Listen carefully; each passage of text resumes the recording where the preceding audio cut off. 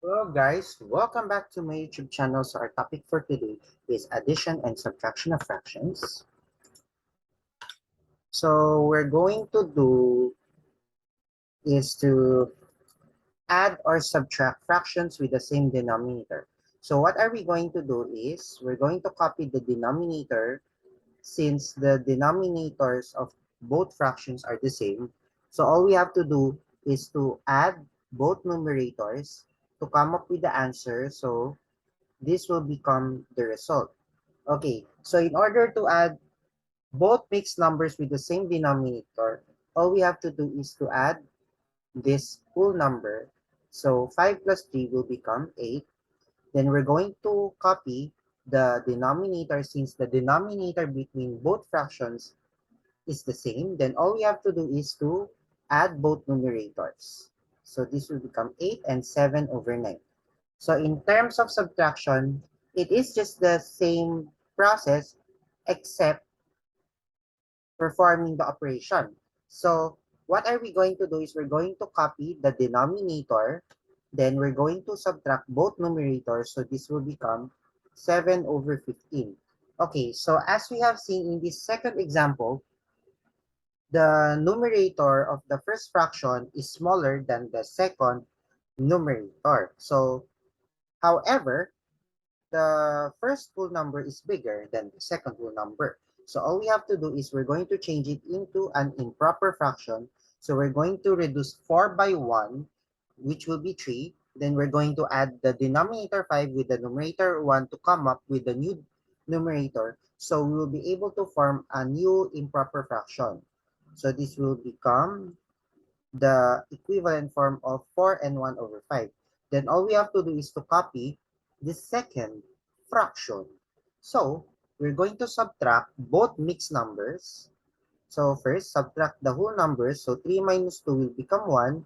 Then you're going to subtract two numerators. So this will become 1 and 3 over 5. Okay, so what are we going to do next is we're going to subtract fractions with different denominators. So since the denominators are different, I'll teach you a shortcut. So I'll teach you how to cross multiply. So you're going to multiply 1 with this and 2 with this. So it means to say you're going to multiply the first numerator of the first fraction with the denominator of the second fraction. So this will become 1 times 3. Then to form with the new denominator, you're going to multiply 7 times 3. Multiply both denominators to come up with a common denominator. Then what are you going to do is you're going to multiply the numerator of the second fraction with the first denominator of the first fraction. So we're going to multiply both denominators to come up with a new denominator. So 1 times 3 is equal to 3. Then 7 times 3 is equal to 21. Then 2 times 7 is equal to 14. Then 7 times 3 will become 21. So adding both numerators, now we have the same denominator. You copy this, then add both numerators. So here, what are you going to do is you're going to do the same process. So add the numerator of the first fraction with the denominator of the second fraction. Then multiply both denominators. Then what are you going to do is you are going to multiply the numerator of the second fraction with the denominator of the first fraction. So 5 times 6. So what are you going to do is you're going to multiply this so it will become 12, then 30. Then what are you going to do here is 5, then 30. So adding both mixed numbers, you're going to add the whole numbers, which will become 10. Then you're going to add 12 plus 5, it will become 17. Then the denominator will be 30. So in terms of subtraction, the first steps are the same in terms of cross multiplying. So you're going to perform cross multiplication. Okay, so doing the same thing that we did in the previous examples in addition. So what are we going to do is we're going to do the cross multiplication thing.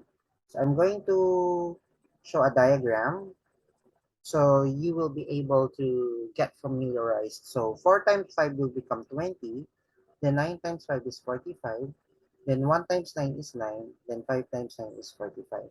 So now you're going to subtract, so this will become 11 over 45. Now, we're going to subtract mixed numbers with different denominators, so it is just the same process in terms of cross multiplication.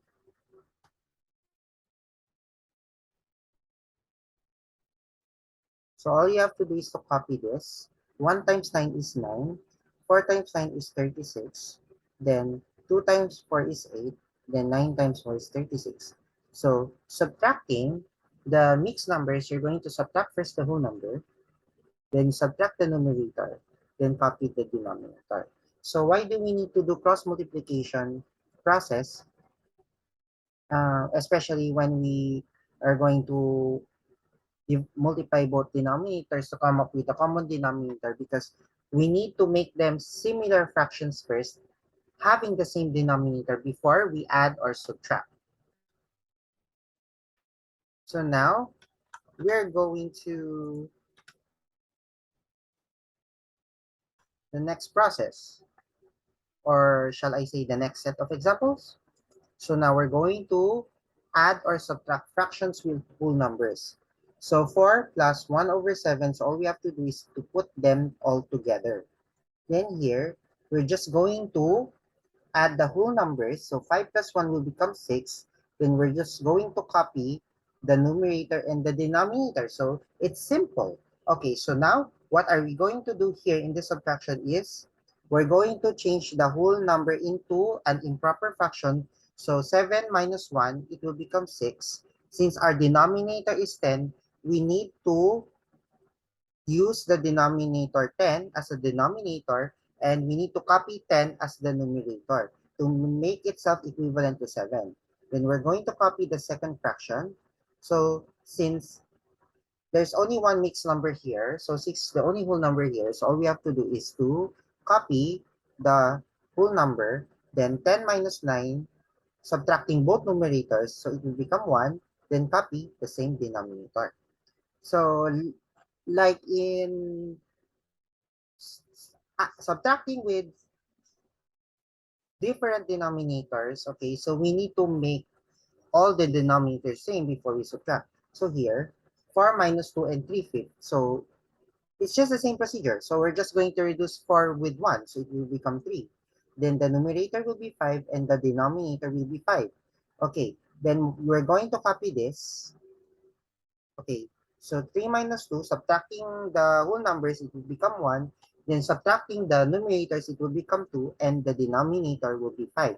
So here, take note that 3 and 5 over 5 is just like 3 plus 1, because 5 over 5 is equal to 1. Okay, so if we add them together, it will become 4. It's just equivalent. So do not forget to subscribe my YouTube channel and hit the notification bell. So stay safe, God bless you, happy learning, and have a great day. Happy mathematics!